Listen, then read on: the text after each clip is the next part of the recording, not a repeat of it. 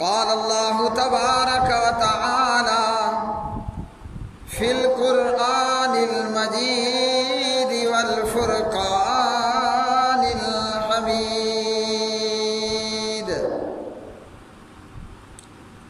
وَإِذَا سَأَلَكَ عِبَادِي عَنِّي فَإِنِّي قَرِيبٌ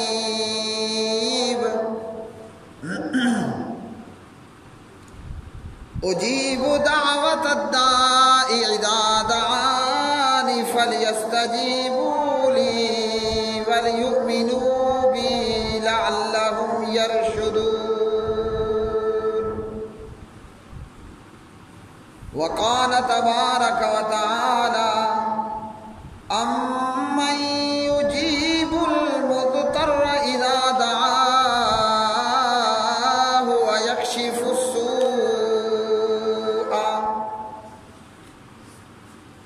وقال النبی صلی اللہ تعالی علیہ وسلم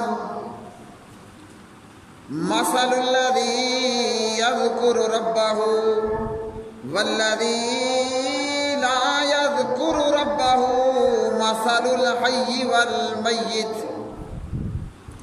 اللہم صل علی محمد وعلی آل محمد کما صلیت علی ابراہیم وعلی آل ابراہیم انک حمید مجید اللہم بارک علی محمد وعلی آل محمد کما بارکت علی ابراہیم وعلی آل ابراہیم انک حمید مجید رب اشرح لی صدری ویسر لی امری واحلل عقدۃ من لسانی یفقہوا قولی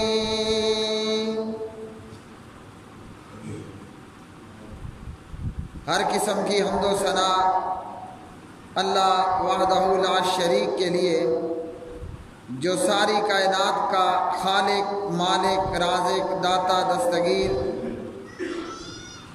بے شمار درود و سلام نبی مکرم رسول معظم محمد مصطفیٰ احمد مجتبیٰ جناب محمد الرسول اللہ صلی اللہ علیہ وآلہ وسلم کی مبارک ذات پہ دعا کی قبولیت، دعا اور مردوں کو پکارنا وغیرہ ذالک۔ آج دعا کے سلسلے میں یہ خطبہ جمعہ دعا کے آداب یعنی دعا کرتے ہوئے کن آداب کا خیال کرنا ضروری ہے۔ قرآن مجید فرقان حمید اللہ سبحانہ و تعالی دعا کے حوالے سے ارشاد فرماتے ہیں وَإِذَا سَأَلَكَ عِبَادِي عَنِّي فَإِنِّي قَرِيبٌ أُجِيبُ دَعْوَةَ الدَّاعِ إِذَا دَعَانِ۔ اور جب آپ سے میرے بندے میرے متعلق پوچھیں، میں قریب ہوں، میں پکارنے والے کی پکار کو قبول کرتا ہوں جب وہ مجھے پکارے۔ تو اللہ سبحانہ و تعالیٰ کہاں ہے؟ اللہ وحدہ لا شریک قریب ہے، اور ہمارے کتنا کو قریب ہے؟ اللہ ہماری شاہ رگ سے بھی زیادہ قریب ہے۔ یہاں ایک فقہی مسئلہ بھی سمجھ لیں کہ اللہ وحدہ لا شریک کی ذات وہ عرش پر مستوی ہے، اور یہی اہل سنت کا ماننا ہے۔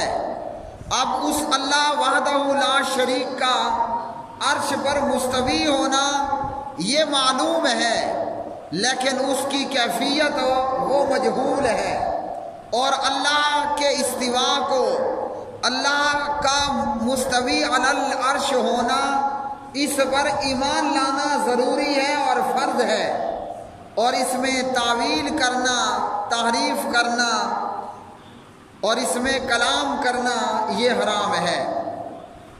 تو اللہ رب رحمان وہ عرش پر ہوتے ہوئے وہ علیم ہے، وہ بصیر ہے، وہ علیم بذات الصدور ہے، وہ اللہ نحن اقرب الیہ من حبل الورید ہے، یعنی اتنا قریب ہے کہ ہماری شاہ رگ سے بھی زیادہ قریب ہے۔ تو اس رب کو پکارنے کے لیے، اس رب سے مانگنے کے لیے، اس رب کو اپنی بات سنانے کے لیے نہ کسی وزیر کی ضرورت پڑتی ہے اور نہ کسی مشیر کی ضرورت پڑتی ہے۔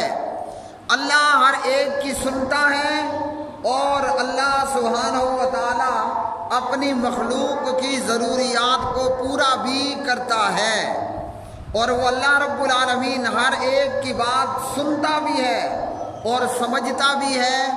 جو چاہے جس بولی کے اندر، جس زبان کے اندر، جس لینگویج میں اللہ سبحانہ و تعالیٰ کو پکارے، اللہ سے دعا کرے، اس لیے کہ وہ رب رحمان ساری کائنات کا خالق ہے، وہیں وہ تمام زبانوں کا بھی خالق ہے۔ تو اللہ وحدہ لا شریک ہمارے قریب ہے اور بہت قریب ہے، اور پکارنے والے کی دعا کو، دعا کرنے والے کی دعا کو اللہ سبحانہ و تعالیٰ قبول بھی کرتا ہے۔ ایک اور مقام پر اللہ وحدہ لا شریک سورہ نمل کی آیت نمبر 62 میں ارشاد فرماتے ہیں، اَمَّن يُجِيبُ الْمُضْطَرَّ إِذَا دَعَاهُ وَيَكْشِفُ السُّوءَ، اور کون ہے جو لاچار کی پکار کو جب وہ پکارے قبول کرتا ہے اور مصیبت برائی کو دور کرتا ہے؟ تو وہ فقط ایک اللہ ہی ہے، وہ فقط ایک اللہ ہی ہے جو مجبور اور لاچار کی پکار کو قبول کرتا ہے، اور برائی مطلب جو مصیبت پڑی ہے، جو مشکل پڑی ہے، جو پریشانی پڑی ہے، اللہ سبحانہ و تعالیٰ اس مشکل اور مصیبت کو بھی دور کرتا ہے۔ پتہ چلا کہ لاچار اور مجبور کی ہر ایک کی دعا کو قبول کرنے والا، سننے والا، پوری کرنے والا، اور پھر برائی یعنی مصیبت کو اور مشکل کو دور کرنے والا وہ صرف اللہ وحدہ لا شریک ہے۔ اب یہ ہے کہ دعا کرنا کس طرح ہے، اور کیا نبی علیہ السلام نے ہمیں ہر موقع کی مناسبت سے دعا بتلائی ہے؟ تو جواب یہ ہے کہ پیارے نبی علیہ السلام نے ہمیں ہر موقع کے تعلق سے دعا بتلائی ہے، اور یہ دعائیں ہیں کیا؟ یہ دعائیں مسلمان کے لیے مضبوط قلعہ ہیں۔ یہ دعا، یہ اللہ کا ذکر، یہ مسلمان کے لیے پناہ گاہ ہے۔ مسلمان اپنے رب کو پکارنے والا ہوتا ہے، اپنے رب سے دعا کرنے والا ہوتا ہے، چاہے حالات امن میں ہوں یا چاہے حالات جنگ کے ہوں۔ پیارے نبی علیہ السلام نے ہمیں مختلف موقع کی مناسبت کے حوالے سے دعائیں سکھائی ہیں، وہ چاہے رات کو سوتے وقت کی دعائیں ہوں، یا وہ صبح اٹھتے وقت کی دعائیں ہوں، یا وہ کھانا کھانے سے پہلے کی دعا ہو، یا وہ کھانا کھانے کے بعد کے ذکر اور دعا ہو، یا اسی طرح لیٹرین جانے میں دعا ہو، یا لیٹرین سے باہر آنے کی دعا ہو، یا اسی طرح میاں بیوی کا آپسی میں جو تعلق ہوتا ہے، خاوند بیوی کے تعلقات میں دعا ہو۔ نبی علیہ السلام نے ہمیں یہ دعا سکھائی، یہاں تک کہ جب ہم سواری پر سوار ہونے لگیں تو اس موقع پر بھی نبی علیہ السلام نے ہمیں دعا اور ذکر بتلایا۔ یہاں تک کہ جب ہم سواری خریدیں یا کہ ہم گھوڑا خریدتے ہیں یا ہم کوئی گاڑی خریدتے ہیں یا یہ کہ ہم شادی کرتے ہیں، بیوی لے کر آتے ہیں، تو پیارے نبی علیہ الصلوۃ والسلام نے یہاں اس موقع کی مناسبت کے حوالے سے بھی ہمیں دعا سکھائی ہے۔ اور نبی علیہ الصلوۃ والسلام نے صرف دعائیں اور اذکار سکھائے ہی نہیں، بلکہ دعا اور اذکار کے حوالے سے پیارے نبی علیہ الصلوۃ والسلام نے ہمیں طریقہ بھی بیان فرمایا، ہمیں تعلیم بھی فرمائی کہ دعا کس طرح کرنی ہے۔ اور یہ دعائیں نبی علیہ الصلوۃ والسلام نے ہمیں نماز کے شروع میں بھی سکھائی ہیں۔ دعا نبی علیہ السلام نے ہمیں نماز کے اندر رکوع کی حالت میں بھی بتائی ہے۔ دعا نبی علیہ السلام نے ہمیں سجدوں کے اندر بھی بتلانا پڑھنا سکھلایا ہے، اور نماز کے آخری تشہد کے اندر بھی پیارے نبی علیہ الصلوۃ والسلام نے ہمیں دعائیں سکھلائی ہیں اور بتلائی ہیں۔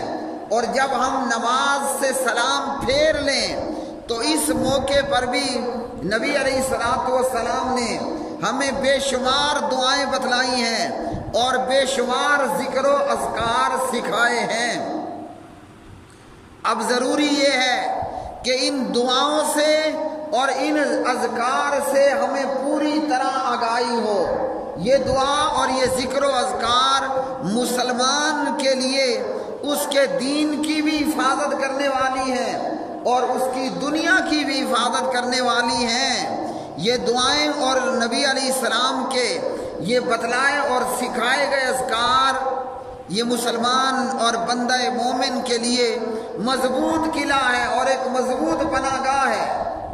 جیسے دشمن سے بچنے کے لیے جنگ کے میدان میں ایک فوجی اور ایک مجاہد کہ دشمن کا وار میرے جسم کے نازک حصے پر نہ لگے، وہ فوجی اپنے لیے بلٹ پروف جیکٹ کا استعمال کرتا ہے، یا اس سے پہلے جو ہے وہ زرہ کا استعمال ہوتا تھا۔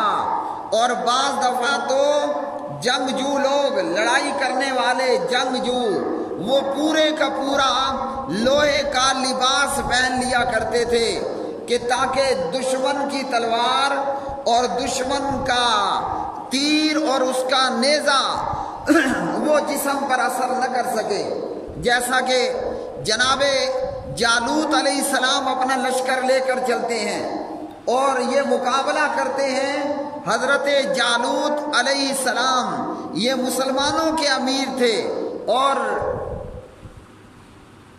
اسی طرح طالوت، فلما فصل طالوت بالجنود، جناب طالوت علیہ السلام مسلمانوں کے امیر تھے۔ حضرت طالوت علیہ السلام یہ مسلمانوں کے امیر ہیں، اور مقابلے میں جو کافر بادشاہ ہے وہ تھا جالوت۔ تو مسلمانوں کا اور کافروں کا آپس میں مقابلہ ہوتا ہے۔ فلما فصل طالوت بالجنود قال ان اللہ مبتلیکم بنہر، جناب طالوت علیہ السلام جو مسلمانوں کے امیر ہیں اپنا لشکر لے کر چلتے ہیں، اور حضرت طالوت کے لشکر میں داؤد علیہ السلام بھی موجود تھے۔ مد مقابل کافر کمانڈر ان چیف جالوت، اس نے پورے کا پورا لوہے کا لباس پہن رکھا تھا۔ کیوں؟ کہ وہ اپنے آپ کو لوہے کے لباس میں قلعہ بند کیے ہوئے تھا، دشمن کا وار میرے اوپر اثر انداز نہ ہو۔ تو پیارے نبی علیہ الصلوۃ والسلام نے ہمیں جو دعائیں سکھلائی ہیں، آپ نے جو اذکار بتلائے ہیں، یہ شیطان سے بچنے کے لیے بھی اور دنیاوی دشمنوں سے بچنے کے لیے بھی مسلمان کے لیے ایک مضبوط قلعہ بھی ہے، ایک مضبوط پناہ گاہ بھی ہے۔ یہ دعائیں اور یہ اذکار مسلمانوں کے لیے، مومن کے لیے، مسلم اور مومن کے لیے، وہ آپ اسے بلٹ پروف جیکٹ بھی کہہ سکتے ہیں، اور اسی طرح یہ مسلمان کے لیے زرہ بھی ہے جو دشمن اور شیطان کے وار سے بچانے کا کام کرتی ہے۔ تو اللہ سبحانہ و تعالیٰ نے فرمایا وَإِذَا سَأَلَكَ عِبَادِي أَنِّي فَإِنِّي قَرِيبٌ أُجِيبُ دَعْوَةَ الدَّاعِ إِذَا دَعَانِ۔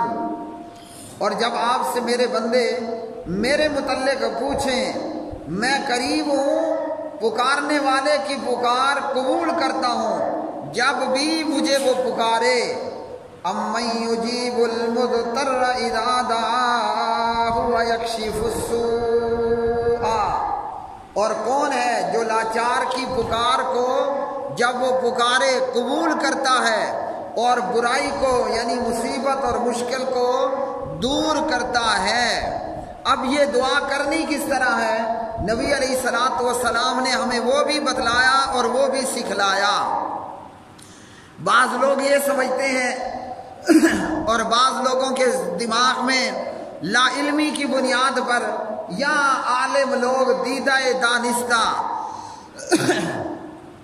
اہل الحدیث کے خلاف یہ پراپاگنڈا کرتے ہیں کہ اہل حدیث دعا کے منکر ہیں اور اہل حدیث دعا نہیں کرتے۔ الحمدللہ اہل الحدیث دعا کے قائل ہیں اور دعا کے منکر نہیں ہیں، بلکہ نبی علیہ السلام نے تو فرمایا الدعاء هو العبادہ، دعا جو ہے وہ عبادت ہے، تو عبادت سے بندہ مومن کہاں انکار کرے گا؟ اور ایک ضعیف سند کے ساتھ حدیث الدعاء مخ العبادہ کہ دعا عبادت کا مغز ہے، یہ روایت ضعیف ہے۔ اب کوئی بھی عقل مند شخص مغز یعنی بھیجے سے تو انکار نہیں کر سکتا۔ جس کی کھوپڑی میں بھیجا نہ ہو وہ پاگل ہوگا، اور اگر ہم بکرے کا بھیجا کھانے کی بات کریں تو کوئی بے ذائقہ ہی ہوگا کہ جسے بھیجا پسند نہ ہو۔ تو دعا جو ہے وہ عبادت ہے، اور اہل حدیث اہل سنت وہ عبادت کے یا دعا کے منکر نہیں ہیں۔ صرف بات یہ ہے کہ نبی علیہ السلام نے جو دعا کا طریقہ بتلایا اسی طریقے پر دعا کرنی چاہیے، چونکہ اہل حدیث نماز پنجگانہ کے بعد اجتماعی دعا نہیں کرتے، تو دیکھنے والا یہ سمجھتا ہے کہ آیا یہ تو سرے سے دعا ہی کے منکر ہیں اور یہ دعا کے قائل نہیں ہیں۔ تو میں آپ کو آج بتاؤں گا کہ نبی علیہ الصلوۃ والسلام نے ہمیں یہ بتایا ہے کہ دعا عبادت ہے، اور ضعیف حدیث نے یہ فرمایا ہے کہ دعا عبادت کا مغز ہے۔ کیا ہے؟ نبی علیہ السلام نے یہ بتلایا ہے کہ دعا عبادت ہے، اور ضعیف حدیث نے یہ فرمایا ہے کہ دعا عبادت کا مغز ہے، دعا عبادت کا مغز ہے۔ الدعاء مخ العبادہ، تو دعا عبادت ہو تب بھی کوئی انکار نہیں ہے، دعا بھیجا ہو مغز ہو تب بھی کوئی انکار نہیں ہے۔ لیکن دعا کرنی کس طرح ہے کہ جس طرح نبی علیہ الصلوۃ والسلام نے ہمیں دعا کرنے کے تعلق سے تعلیم فرمائی ہے، اور پیارے نبی علیہ الصلوۃ والسلام کی سنت اور آپ کی جب حدیث کو ہم دیکھتے ہیں تو آپ صلی اللہ علیہ وسلم نے ہمیں سوتے وقت بھی دعائیں بتلائی ہیں، اور اسی طرح دعا کے اندر ہاتھ اٹھانا بھی درست ہے، لیکن وہ ہر موقع پر نہیں۔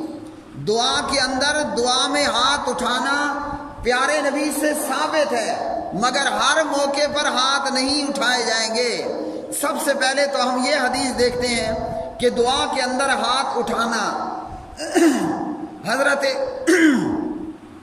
حضرت عمر بن خطاب رضی اللہ تعالی عنہ راوی ہیں، اور یہ مسلم کی حدیث 1763 نمبر کی یہ روایت ہے، 1763۔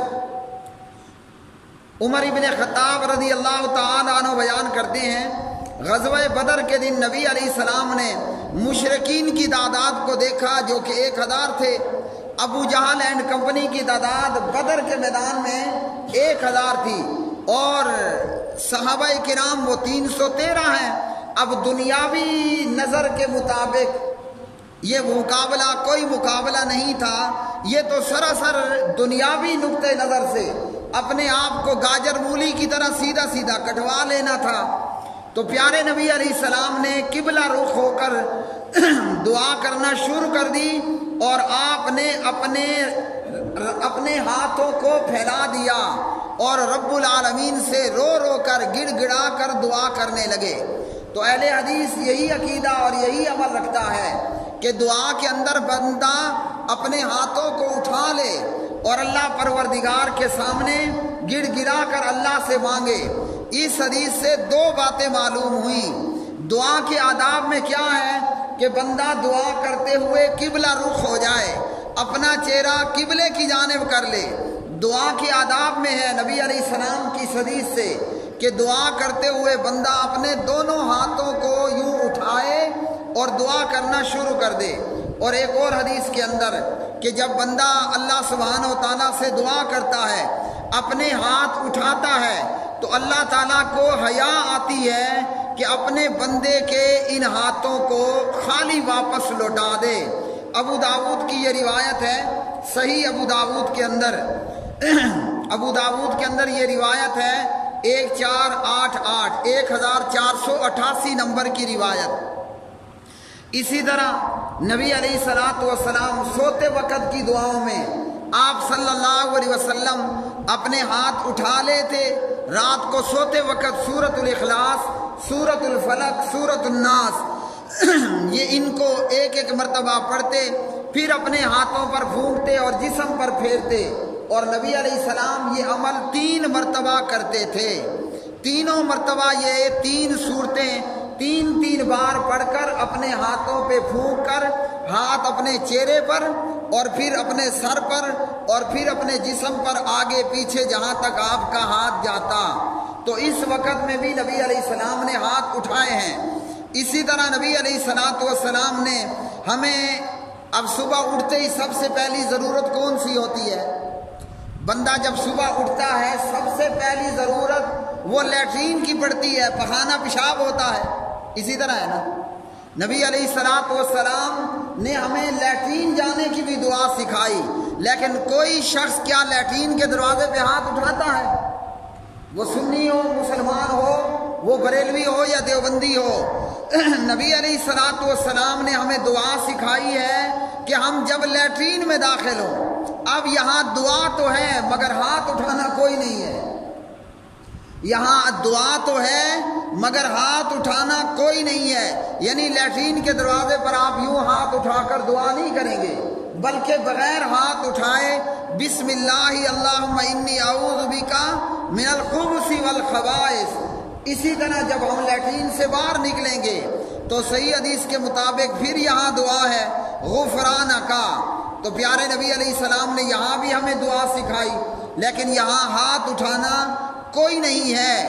اسی طرح پنجگانہ نمازوں کے بعد بھی دعا اور دعائیں تو ہیں، دعا بھی ہے، دعائیں بھی ہیں، بہت زیادہ ہیں، لیکن پنجگانہ نمازوں کے بعد اجتماعی دعا کرنا یہ بدعت ہے، نبی علیہ السلام سے ثابت نہیں ہے۔ یہ بدعت ہے، نبی علیہ السلام سے ثابت نہیں ہے۔ اور ہم اجمی لوگ، ہندوستانی، پاکستانی، بنگلہ دیشی، بھوٹانی، ہم نمازوں کے بعد اجتماعی دعا کرتے ہیں، جبکہ یہ بدعت ہے، نبی علیہ السلام سے ثابت نہیں ہے۔ اور یاد رکھیے گا، بدعت کا یہ وبال ہوتا ہے، بدعت کا یہ وبال ہوتا ہے، بدعت کے اندر یہ مصیبت موجود ہے، بدعت کے اندر یہ خرابی موجود ہے۔ جہاں بدعت مردود ہے وہاں بدعت کے اندر ایک بہت بڑی خرابی کہ جہاں بدعت جنم لیتی ہے وہاں پر سنت مر جاتی ہے، مطلب سنت کا فقدان ہو جاتا ہے۔ جب بدعت کہیں پر کوئی جنم لیتی ہے، پیدا ہوتی ہے، وہیں سنت کا فقدان ہو جاتا ہے، سنت مر جاتی ہے۔ اب اس نمازوں کے بعد اجتماعی دعا، اس بدعت کا وبال کیا پڑا کہ آج اہل حدیث ہو، بریلوی ہو، دیوبندی ہو، آپ ان سے پوچھ لیں کہ نبی علیہ السلام نے نماز کے بعد کیا دعا کی ہے، کوئی پتہ نہیں ہے۔ الا من رحم ربی الا ماشاء اللہ، چند ہوں گے جنہیں دعائیں یاد ہوں گی۔ اور یہاں ہمارا حال کیا ہے کہ جب عبد الرحمن السدیس حافظہ اللہ کعبہ کے امام یہاں پاکستان آئے اور لاہور کی شاہی مسجد کے اندر نماز پڑھائی، نماز مغرب، تو سارے لوگ اس انتظار میں تھے کہ امام صاحب دعا کروائیں گے، مگر امام صاحب دعا کی بجائے بقیہ نماز سنتے وغیرہ پڑھنے کے لیے کھڑے ہو گئے۔ کیوں؟ یہاں عادت ہے کہ نماز کے بعد اجتماعی دعا کرنی ہے، تو پنجگانہ نمازوں کے بعد نہ اجتماعی دعا ثابت ہے نہ دعا میں ہاتھ اٹھانا ثابت ہے۔ کوئی بندہ پوچھے کہ ہم دعا ہی تو کر رہے ہیں، اگر ہاتھ اٹھا لیں تو کیا حرج ہے؟ تو اس کا جواب یہ ہے کہ لیٹرین کے دروازے پہ بسم اللہ اللہم انی اعوذ بکا دعا پڑھنے کے لیے اگر ہاتھ اٹھا لیں تو کیا حرج ہے؟ بندہ کتنا سونا لگے گا کہ جناب یہ لیٹرین کے دروازے پر ہاتھ اٹھائے ہوئے، اندر کون سا بابا موجود ہے؟ بابوں سے مانگنا حرام بھی ہے۔ اسی طرح پیارے نبی علیہ السلام نے جب بندہ سواری خریدے، وہ سواری کھوتا بھی ہے، گھوڑا بھی ہے، اونٹ بھی ہے، گائے بھی ہے، بھینس بھی ہے، وہ سواری آپ کی کار بھی ہے، موٹر سائیکل بھی ہے، سائیکل بھی ہے۔ پیارے نبی علیہ السلام نے یہاں بھی دعا سکھائی، اور یہی دعا اس موقع کے لیے بھی ہے کہ جب بندہ شادی کرتا ہے، اپنی دلہن کے پاس آتا ہے تو سب سے پہلے یہاں دعا کرنی ہے۔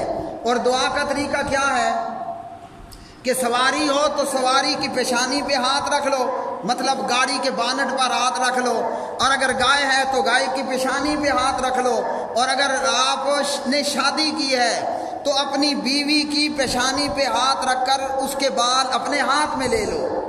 اور نبی علیہ السلام نے یہاں اس موقع پر دعا سکھائی، مگر اس دعا میں ہاتھ اٹھانا ثابت نہیں ہے کہ اب دلہا اگر دلہن کے آگے ہاتھ اٹھا لے، دلہن سمجھے کہ مجھے بابا سمجھ رکھا ہے، اس نے کوئی پیر فقیر سمجھ لیا ہے۔ دعا تو ہے مگر ہاتھ اٹھانا نہیں ہے۔ اسی طرح جب شادی شدہ بندہ اپنی بیوی کے ساتھ ہم بستری کرے گا، پہلا دن ہو یا آخری دن ہو اس کا، نبی علیہ السلام نے یہاں بھی دعا سکھائی ہے، لیکن ہاتھ اٹھانا ہے، کوئی ہاتھ اٹھانا ثابت نہیں ہے۔ اسی طرح نبی علیہ السلام نے بارش کے لیے دعا کی۔ آپ مدینہ طیبہ کی آبادی سے باہر نکلے اور آ کر وہاں جا کر آپ نے نماز استسقاء پڑھائی، جہاں آج چھوٹی سی مسجد غمامہ موجود ہے۔ اللہ تعالیٰ ہر ایک کو لے کر جائے کہ جب ہم مسجد نبوی سے باب السلام کی طرف 6 نمبر گیٹ سے باہر آتے ہیں، یہاں ایک چھوٹی سی خوبصورت قبوں والی مسجد ہے، مسجد غمامہ۔ تو یہاں نبی علیہ السلام آئے اور آپ نے نماز استسقاء پڑھائی، اور پھر آپ نے دعا مانگی، لیکن دعا میں ہاتھ یوں اٹھانے کی بجائے نبی علیہ السلام نے نماز استسقاء کے بعد اس طرح ہاتھ اٹھائے، یعنی جو ہاتھوں کا اندرونی حصہ تھا وہ سامنے والوں کی طرف کر دیا، جبکہ عام طور پر دعا اس طرح ہوتی ہے کہ ہاتھوں کی پشت مقتدیوں کی طرف اور ہاتھوں کا پیٹ بندے کی اپنی طرف۔ لیکن نبی علیہ السلام نے نماز استسقاء کے لیے جب آپ نے دعا کروائی تو یوں آپ نے اپنے ہاتھ کیے۔ اب اگر بندہ 5 نمازوں کے بعد یوں ہاتھ کر کے دعا کرنا شروع کر دے تو کیا یہ درست ہوگا؟ حالانکہ نبی علیہ السلام نے کیا ہے، مگر یہ موقع وہ موقع نہیں ہے۔ اسی طرح پیارے نبی علیہ السلام نے مسجد میں داخل ہونے کی دعا سکھائی، مسجد سے باہر نکلنے کی دعا سکھائی، اسی طرح وضو سے پہلے دعا سکھائی، وضو کے بعد دعا سکھائی، کھانا کھانے سے پہلے دعا بتلائی، مگر کھانے کی ٹیبل پر یا کھانے کے دسترخوان پر ہاتھ اٹھانا کوئی نہیں ہے۔ ویسے ہی بسم اللہ پڑھنا ہے اور کھانا کھانا شروع کر دینا ہے۔ کھانے کے بعد بھی دعا موجود ہے، لیکن وہاں بھی ہاتھ اٹھانا کوئی نہیں ہے اور دعا کرنا ضرور ہے۔ اس لیے دعا اور ذکر و اذکار یہ مومن کا ہتھیار ہے، یہ مومن کے لیے مضبوط قلعہ ہے، مومن کے لیے پناہ گاہ ہے، مگر دعا کرنی کس طرح ہے؟ جس طرح پیارے نبی علیہ السلام نے بتلائی ہے اور سکھائی ہے۔ اور دعاؤں کو سیکھنے کے لیے حصن المسلم مکتبہ دار السلام ہے۔ اقول قولی ھذا استغفر اللہ لی ولکم ولسائر المسلمین والمؤمنین۔